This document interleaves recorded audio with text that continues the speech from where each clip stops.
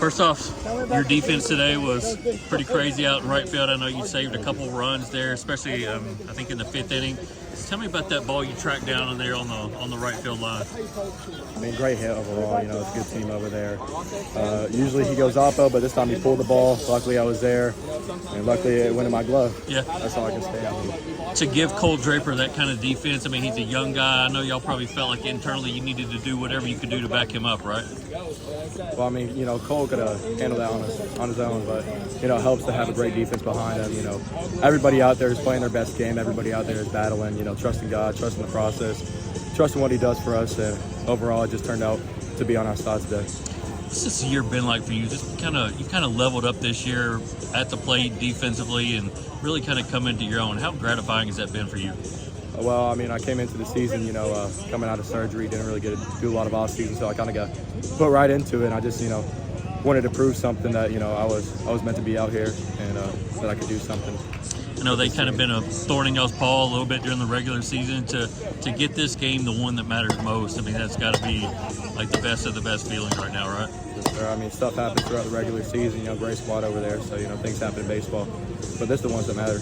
Cole, what did you find out, or when did you know you were going to be starting the state championship game? This morning.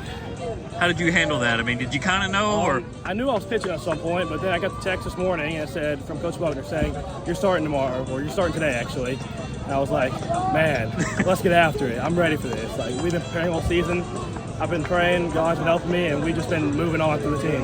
You know, I did a little bit of a kind of a story on you a while back, and I think you kind of came into high school as a shortstop, right? And you'll probably end up playing that, but to fill the role as a pitcher on the team this year, how did that evolve, and how did you develop into that? Well, at the beginning of the year, Coach Buckner told me, you know, if you come in, you're going to be like a little three-pitch guy, like throw an inning, just close the game. And all year I've just been a reliever. And then today, just came out there and started when we needed an arm and executed. I know you pitched well, but your defense was crazy good behind you. I mean, Landis was just out of his mind out in right field tonight.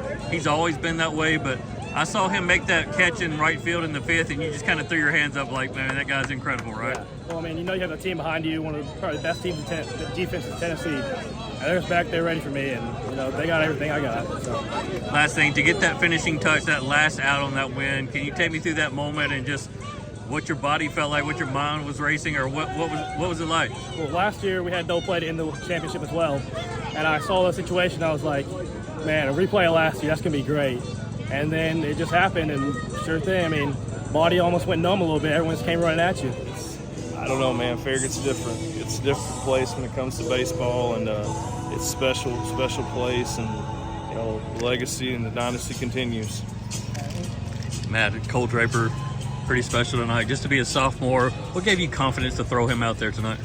He's just got the right demeanor for it. I felt good about it. Our whole coaching staff, that was our decision. We never even considered starting anybody else. He was going to be the guy.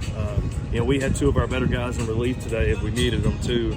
You know, I'm not sure I expected him to go with CG, but man, he was awesome. I mean, it's got an electric fastball, runs heavy on you, and then he drops that little slider on you, and he's pretty difficult to hit. And we played such great defense. Yeah. We were all over the field defensively, just played fantastic defense. I know I've asked you this before, but how have you seen Landis level up this year? I mean, the plays he was making in right field tonight were just he's really grown next level. as a player. He's really grown as a player, man. He's you know, he's a next level talent. I mean, he's